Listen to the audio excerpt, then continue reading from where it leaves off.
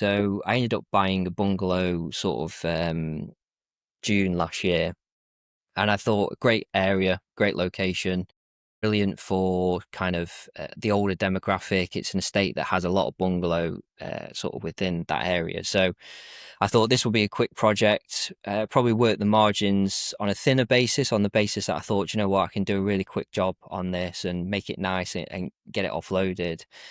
And did that relatively quick, turned it around in sort of 3 months, got it on the market. Timing for the market wasn't particularly good, sort of coming the back end Q4, which is typically slower anyway, November, Christmas, and then it kicks off again in January, as most people will know. So the timing was relatively off with that, but I ended up selling it within sort of 2 weeks and sold for asking price, which was 215,000, and all moving forwards. We probably got 3 weeks into that process, and the buyers just pulled out. No sort of reason given.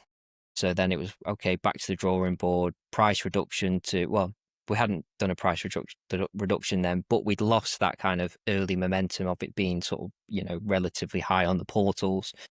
So then I think we did a price reduction, managed to sell it for 210 again, and then again probably 4 or 5 weeks later, chain collapsed. The buyer that was buying mine had their buyer had a survey done and something had appeared, and obviously that all collapsed. So then had to do another price reduction down to 205, offers over, managed to get it secured, and fingers crossed, today's the 29th of July, and we've just had completion date for hopefully the 12th of August. So fingers crossed for that project. But now I'm in a position where I'll be lucky if we do complete on the 12th of August. I'll maybe make a couple of grand off that. It's one of them deals that's been eroded because of the debt that I've got on the property.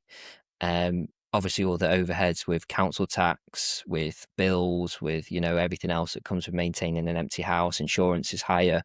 So yeah, that's been one of those deals where it's not gone to plan, but the mitigation of that is I'm not going to lose any money. Thankfully, in this case, I might have lost a bit of money, but I think it's finding that balance with, it's a numbers game in any regard, property. And sometimes you win and sometimes you lose. And sometimes it's just, you need to win more than you lose. And that's the objective. And fortunately, over the period that I've been investing, I've done that. Learn from people who've been there and done it. Real investors, real lessons. ypn.plus.